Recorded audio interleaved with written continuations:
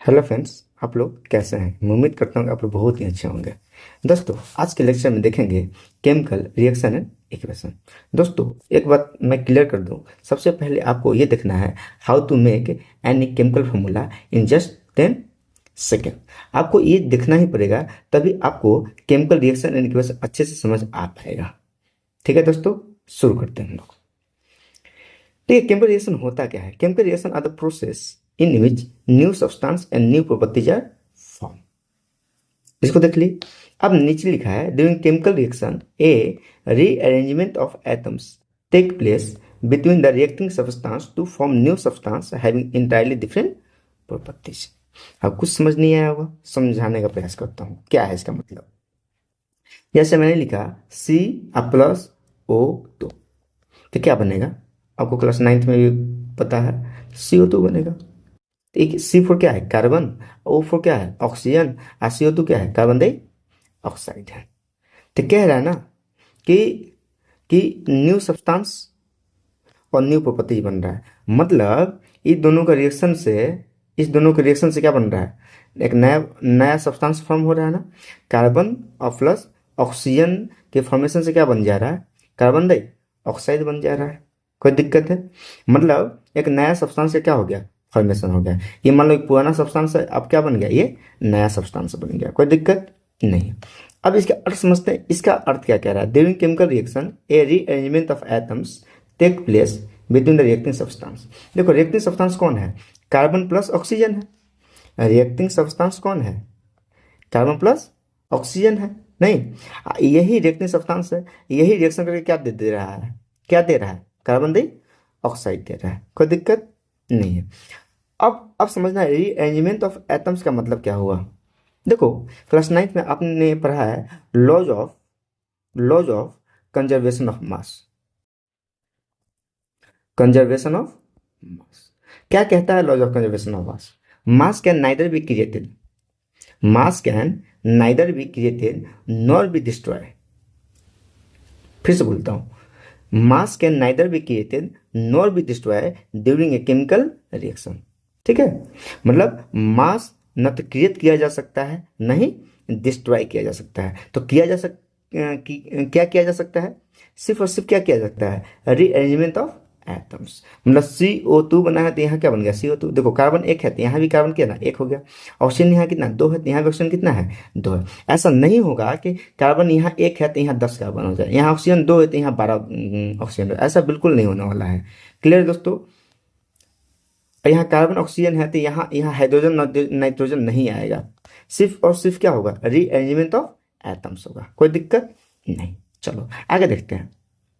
एक लिखते हैं H2+O2, क्या बनेगा, H2O बनेगा। ये पानी है ना, पानी का फॉर्मूला है वाटर का ना। तो ये क्या हो गया, यहाँ 2 हाइड्रोजन, यहाँ भी 2 हाइड्रोजन। तो यहाँ 2 हाइड्रोजन, यहाँ कितना हाइड्रोजन, 1 हाइड्रोजन। मतलब यहाँ क्या है, रीअरेंजमेंट ऑफ एटम होना चाहिए। तो खैर इसको सीखेंगे बैलेंस करना, बैलेंसिंग केमिकल इक्वेशन। इसको बैलेंस करना सीखेंगे हम लोग। ठीक है, तो यहाँ देखिए कि पहले पुराना सब्सटेंस क्या है, हाइड्रोजन और क्या है, ऑक्सीजन है। अब दोनों मिलके क्या बनेगा, पानी बन गया ना। क्या बन गया, पानी बन गया ना। तो कह रहा है during chemical reaction a rearrangement of atoms take place between the reacting substance to form new substance. क्या बन रहा है, नया एक सब्सटेंस बन रहा है, हैविंग इंटायरली डिफरेंट प्रॉपर्टीज। इसका मतलब क्या हुआ कि मतलब हाइड्रोजन का प्रॉपर्टीज क्या है, बिल्कुल अलग है। ऑक्सीजन का प्रॉपर्टीज क्या है, बिल्कुल भी अलग है। और वाटर की प्रॉपर्टी क्या है, बिल्कुल अलग है। ऐसे ऑक्सीजन का प्रॉपर्टीज क्या होगा, हम लोग तो ब्रीथिंग करते हैं ऑक्सीजन ही ना। हाइड्रोजन का प्रॉपर्टीज कुछ अलग होगा ना। वाटर का प्रॉपर्टीज क्या है, बिल्कुल ही अलग है। मतलब जब रिएक्टिंग सब्सटेंस ना, जब कोई सब्सटेंस रिएक्ट कर रहा है ना, जो नया सब्सटेंस फॉर्म हो रहा है ना, उसका पूरा का पूरा क्या होगा, प्रॉपर्टीज अलग होगा। एंटायरली माने ना पूरा पूरा अलग। ठीक है, आते हैं समझते हैं। अब आते हैं कि रिएक्टेंट एंड प्रोडक्ट क्या होता है। रिएक्टेंट समझो क्या होता है, the substance which take part in a chemical reaction. ऐसा सब्सटेंस जो केमिकल रिएक्शन में भाग लेता है उसको क्या बोलते हैं, रिएक्टेंट बोलते हैं। कोई दिक्कत नहीं। अच्छा, प्रोडक्ट क्या होता है, जो नया सब्सटेंस फॉर्म करे, जो नया सब्सटेंस फॉर्म करे उसको क्या बोलेंगे, प्रोडक्ट बोलेंगे। जैसे जैसे C+O2, तो क्या बन गया, CO2 गया। मतलब कार्बन और ऑक्सीजन क्या किया, तो एक बात हुआ, मैंने भाग लिया ना, भाग लिया ना, तो एक बात में से भाग लेना होता है। किस में भाग लिया, केमिकल रिएक्शन भाग लिया, ये भाग लिया, तो भाग लेगा तो रिएक्शन करेगा ना, तो क्या बनेगा, CO, तो एक नया सब्सटेंस बन गया ना, new substance are form, new substance are form, are called product. मतलब इसको क्या बोलेंगे, प्रोडक्ट बोलेंगे, इसको क्या बोलेंगे, रिएक्टेंट बोलेंगे, क्या बोलेंगे, रिएक्टेंट बोलेंगे। कोई दिक्कत, तो आइए, जैसे यहाँ एक मैं अल्फाबेटिकल ऑर्डर में लिखा हूँ, A+B को क्या बोलेंगे, रिएक्टेंट। अगर LHS में हो ना, LHS में हो ना, तो क्या बोलेंगे, रिएक्टेंट बोलेंगे। अच्छा, C+D क्या हो गया, प्रोडक्ट बोल गया। तो RHS, रिएक्टेंट को हमेशा क्या लिखेंगे, LHS में लिखेंगे, आप प्रोडक्ट को किधर लिखेंगे, RHS में लिखेंगे, कोई दिक्कत नहीं है। मतलब C+O2 को लिखना, आप किधर लिखते, इधर किधर, A+B की तरफ लिखते। अच्छा, प्रोडक्ट किधर बनता, RHS की तरफ बनता, कोई दिक्कत नहीं है। चलो आगे देखिए, अब रिएक्टेंट क्या होता है, रिएक्टेंट क्या होता है, जैसे हम, ये मैग्नीशियम है, ये क्या है, ऑक्सीजन है। अब क्या है, ये क्या है, भाग ले रहा है ना केमिकल रिएक्शन में, मैग्नीशियम प्लस ऑक्सीजन क्या ले रहा है, भाग ले रहा है ना, the substance is take part in a chemical reaction. तो क्या बना, मैग्नीशियम ऑक्साइड बना, मैग्नीशियम ऑक्साइड बना। ये फॉर्मूला कैसे आया होगा, इस लेक्चर को देखिएगा तो बहुत आसानी से समझ जाइएगा कि MgO ही क्यों आया, ठीक है। ओके, देखो मैग्नीशियम का सिंबॉलिक रिप्रेजेंटेशन होता है Mg, ऑक्सीजन कितना होता है, O होता है, तो हमेशा O2 के फॉर्म में रहेगा। तो Mg+O2 क्या बन गया, MgO। यहाँ बैलेंस नहीं है, हम लोग बैलेंस कर लेंगे बाद में, कोई दिक्कत, क्या बना, मैग्नीशियम ऑक्साइड बना, कोई दिक्कत है नहीं ना। ऐसा कभी नहीं होगा कि इधर ऑक्सीजन 2 है तो इधर इधर एक ही रहेगा, ऐसा बिल्कुल नहीं होगा। अगर ऐसा होता है तो हम लोग क्या करेंगे, बैलेंस करेंगे, क्योंकि laws of conservation of mass क्या कहता है, mass can neither be created nor be destroyed during a chemical reaction, ठीक है। तो अब हम लोग देखते हैं मैग्नीशियम के बारे में। मैग्नीशियम क्या होता है, देखो ना, एक स्ट्रिप होता है मैग्नीशियम, देखो एक स्ट्रिप है ना, जो लड़कियां सब फीता बांधती है ना, एक स्ट्रिप बांधती हैं, ये क्या है, एक स्ट्रिप है, ये क्या है, एक स्ट्रिप है ना, ये स्ट्रिप है ना, यही है। अब क्या होता है, जब मैग्नीशियम रिबन को ना, मैग्नीशियम रिबन को अगर बाहर ऐसे ही छोड़ देंगे ना, अगर बाहर ऐसे ही छोड़ देंगे ना, एक लेयर फॉर्म कर लेगा, एक लेयर फॉर्म कर लेगा, ठीक है, ठीक है। ये मैग्नीशियम है, अब मैग्नीशियम के ऊपर ऑक्सीडेशन हो जाएगा, क्या हो जाएगा, ऑक्सीडेशन हो जाएगा, तो बन जाएगा क्या, मैग्नीशियम ऑक्साइड बन गया। देखिए मैग्नीशियम को अगर हवा में छोड़ दिए तो किस रिएक्शन कर लिया, ऑक्सीजन के साथ क्या बन गया, मैग्नीशियम ऑक्साइड बन गया। क्योंकि मैग्नीशियम हाईली रिएक्टिव होता है, मैग्नीशियम क्या होता है, magnesium is highly reactive, highly reactive, कोई दिक्कत।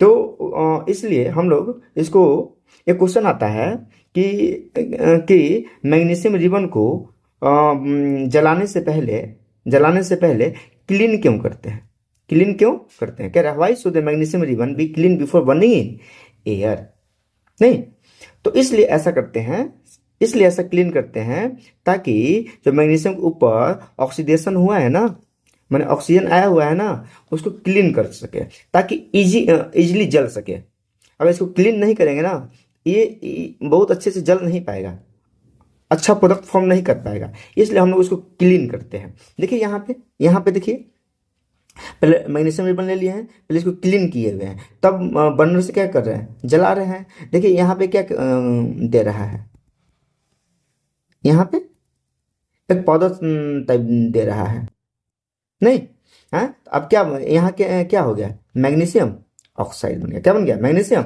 ऑक्साइड बन गया। ये देखिए जब इसको जलाते हैं ना, दार्जिलिंग फ्लेम देता है, दार्जिलिंग फ्लेम देता है, बहुत चमकीला होता है वो, दार्जिलिंग फ्लेम देता है, ध्यान दे दीजिए, ठीक है, दार्जिलिंग फ्लेम होता है। और काफी इसमें से हीट भी आता है, जलेगा तो हीट भी तो आएगा, क्या आएगा, हीट भी आएगा ना, कोई दिक्कत नहीं है ना, तो याद रखिएगा। जब जलाते हैं तो क्या बनता है, मैग्नीशियम ऑक्साइड, कोई दिक्कत नहीं है। चलो आगे देखिए, क्वेश्चन है कि why should the magnesium ribbon be clean before burning in air.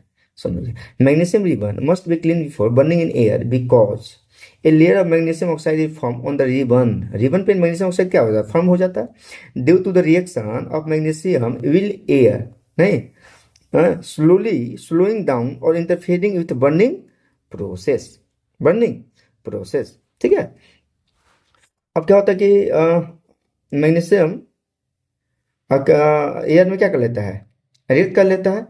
हाँ, इससे क्या होता है ना, स्लोइंग डाउन हो जाता है, स्लोइंग डाउन होता है और इंटरफेयरिंग हो जाता है। क्या हो जाता है, इंटरफेयरिंग हो जाता है विथ बर्निंग प्रोसेस। ठीक है, मतलब स्लो स्लो काम करने लगता है, इसलिए हम लोग क्या करते हैं, उसको रिमूव करते हैं। अब लिख रहा है so it is clean in order to get desire chemical reaction, ताकि एक अच्छा केमिकल रिएक्शन हो सके। तो Mg+O2, देखो यहाँ पे बैलेंस किया गया है, यहाँ पे क्या किया गया है, बैलेंस किया गया है। तो Mg+O2 क्या बन गया, MgO बन गया। कोई दिक्कत नहीं ना। चलो आगे आ जा, चलो ठीक है, आइए देखिए। अब देखेंगे हम लोग कि a large number of chemical reaction, a large number of chemical reaction keep on occurring in our daily life। मतलब ना केमिकल रिएक्शन ऐसा नहीं है कि सिर्फ लैब में होता है, वो डेली लाइफ में भी होता है। जैसे souring of milk, formation of curd from milk, cooking of food. हाँ, तो क्या बोल रहे थे, formation of milk from milk, formation of cut from milk, cooking of food, digestion of food, process of respiration, fermentation of grapes, rusting of iron, burning of candle wax, ripening of soap। तो ये सब ना, ये सब सिर्फ lab में नहीं होते हैं, हम लोग के आसपास भी बहुत सारे क्या होते हैं, केमिकल रिएक्शंस होते रहते हैं। कोई दिक्कत, जैसे formation of cut from milk देख लीजिए। अगर मान लीजिए ये दही है, ये दूध है, ये क्या है, दूध है। और दूध में जोड़न डाल दिए तो क्या बन जाएगा, सुबह में देखेंगे तो कुछ घंटों बाद क्या बन जाएगा, दही बन जाएगा ना। क्या बन जाएगा, कद बन जाएगा। मतलब अब इसको ना, इसको दोबारा हम दूध नहीं बना सकते हैं ना, इसको हम दोबारा दूध नहीं बना सकते हैं। तो इस टाइप के रिएक्शन क्या बोलते हैं, केमिकल रिएक्शन। क्या बोलते हैं, केमिकल रिएक्शन या केमिकल चेंज बोलेंगे। क्या बोलेंगे, केमिकल चेंज बोलेंगे। ऐसे ऐसे चेंज को क्या बोलते हैं, इरिवर्सिबल चेंज बोलते हैं, इरिवर्सिबल चेंज बोलते हैं। जो रिवर्स ना हो, जो रिवर्स ना हो पाए। ठीक है, मतलब दूध से दही तो बन गया, लेकिन दही से दूध नहीं बना पाएंगे ना, इसलिए उसको क्या बोलेंगे, इरिवर्सिबल चेंज बोलेंगे। कोई दिक्कत। जैसे राइपनिंग ऑफ फ्रूट देख लीजिए, और जैसे मान लीजिए कि आम है, ग्रेप्स है, तो पहले क्या होगा, हरा होगा, हरा होगा ना। अब इसके बाद क्या हो जाएगा, पक जाएगा। किस फॉर्म में हो जाएगा, येलो फॉर्म में। किस फॉर्म में हो जाएगा, येलो फॉर्म में। ये मीठा भी लगेगा, स्वीट भी होगा। कोई दिक्कत नहीं ना। इसका मतलब है कि नेचर एंड आइडेंटिटी क्या हो गया, इनिशियल सब्सटेंस का चेंज हो गया। क्या हो गया, चेंज हो गया। मतलब नेचर एंड आइडेंटिटी क्या हो गया, चेंज हो गया ना। आ रहा समझ में। ये रस्टिंग ऑफ आयरन भी एक टाइप का क्या है, केमिकल चेंज है, केमिकल चेंज है। कोई दिक्कत। फर्मेंटेशन ऑफ ग्रेप्स भी क्या है, एक टाइप का केमिकल चेंज है। डाइजेशन ऑफ फूड भी एक टाइप का क्या है, केमिकल चेंज है। जैसे हम लोग जब खाना खा लेते हैं तो फिर जो डाइजेशन हो जाता है ना, फिर उसको हम कन्वर्ट नहीं कर पाएंगे, रिवर्स नहीं कर पाएंगे, रिवर्स नहीं कर पाएंगे। तो इसको क्या बोलेंगे, केमिकल चेंज बोलेंगे। याद रखिएगा। तो हमेशा हर केमिकल रिएक्शन सिर्फ और सिर्फ साइंस के लैब में नहीं परफॉर्म किया जा सकता है, डेली लाइफ में भी हमेशा क्या होते रहता है, केमिकल चेंज होते रहता है। कोई दिक्कत नहीं है। अब आ जाइए, कह रहा है विच ऑफ द, अब क्वेश्चन पे आ जाते हैं बाबू। कह रहा है कि which of the following is not a physical change. अच्छा, फिजिकल चेंज क्या होता है, अच्छा फिजिकल चेंज क्या होता है, ये रिवर्स हो जाएगा। केमिकल चेंज रिवर्स नहीं होता, ये क्या हो जाता है, रिवर्स हो जाता है। रिवर्सिबल इन नेचर है, रिवर्सिबल इन नेचर है। ठीक है, reversible in nature. For example, अगर आइस से हमको पानी बना दिया, आइस से क्या बना दिया, पानी बना दिया, तो पानी से हम क्या बना सकते हैं, आइस बना सकते हैं। मतलब ये रिवर्स कर गया ना, मतलब ओरिजिनल स्टेट में आ सकता है। उसी चेंज को क्या बोलते हैं, फिजिकल चेंज। उसी चेंज को क्या बोलते हैं, फिजिकल चेंज बोलेंगे। कोई दिक्कत है नहीं। पहला क्वेश्चन देखिए, boiling of water to give water vapour, क्या फिजिकल चेंज है, यस है। नॉट पूछा है तो फिजिकल चेंज है ये, इसको तभी आंसर नहीं होगा। Melting of ice to give water, ये भी फिजिकल चेंज है। Dissolution of salt in water, ये भी फिजिकल चेंज है। मतलब जब पानी में ना नमक डालेंगे ना, तो हम लोग अलग भी कर सकते हैं। जैसे कभी देखिए शादी विवाह में कि अगर पानी में चीनी का रस, चीनी डाल दिए हैं, और सुबह देखते होंगे ना, तो चीनी क्या हो जाता होगा, नीचे पेंदी में बैठ जाता होगा। तो कर तो सकते हैं ना। Okay. Combustion of liquefied petroleum gas. अब एलपीजी को ना कंबसन करना है, एलपीजी को कंबसन करेंगे तो क्या मिलेगा, H2O मिलेगा, CO2 मिलेगा। तो जैसे रिएक्शन के फॉर्म में मिल रहा है ना, तो सब क्या हो जाएगा, केमिकल चेंज। क्या हो जाएगा, chemical change. Not physical change का मतलब क्या हुआ, केमिकल चेंज पूछ रहा है। नॉट ए केमिकल चेंज का मतलब क्या हुआ, फिजिकल चेंज, मतलब physical change. Not a physical change का मतलब केमिकल चेंज पूछ रहा है, तो यही आंसर हो जाएगा, कोई दिक्कत नहीं। चलो आगे आते हैं। Which of the following process involve chemical reaction, इसमें से कौन से केमिकल रिएक्शन इन्वॉल्व है। पता है, storing of oxygen gas under high under pressure in A gas cylinder. ठीक है, स्टोर करता है ऑक्सीजन को प्रेशर पे, हाई मतलब प्रेशर पे, तो ये तो केमिकल रिएक्शन हुआ नहीं। लिक्विफिकेशन ऑफ एयर, अच्छा एयर को लिक्विफाई किया जा रहा है, ये भी तो नहीं है। कीपिंग पेट्रोल इन चाइना देश, अच्छा चाइना देश में रख भी दिए पेट्रोल को, तो इससे क्या हो जाएगा, चलो ये भी नहीं है। देखो, heating copper wire in the presence of air at high temperature. अच्छा, तो कॉपर वायर को जब हीट करेंगे ना हाई टेम्परेचर पे, आपको दे देगा ना कॉपर, कॉपर सेकेंड ऑक्साइड दे देगा, कोई दिक्कत। तो रिएक्शन हुआ ना, तो रिएक्शन हो गया तो क्या बन गया, केमिकल रिएक्शन। ऑप्शन नंबर क्या हो जाएगा, 4 हो जाएगा। कोई दिक्कत, समझ में आ रहा है ना, कोई दिक्कत। और कोई भी दिक्कत होगा ना, आप मुझे कमेंट कर सकते हैं, पूछ लीजिएगा, हम वहाँ उत्तर दे देंगे आप लोग को, ठीक है। ठीक है दोस्तों, आज का लेक्चर यही एंड करते हैं।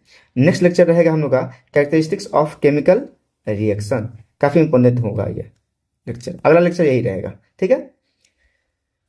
लेक्चर को देखिए, ज़्यादा से ज़्यादा शेयर कीजिए, ठीक है, वीडियो पसंद आए तो आप लोग देखिए, समझिए इसको, ठीक है दोस्तों। आज लेक्चर को एंड करते हैं यहीं पे। हंसते रहिए, मुस्कुराते रहिए। जय हिंद दोस्तों।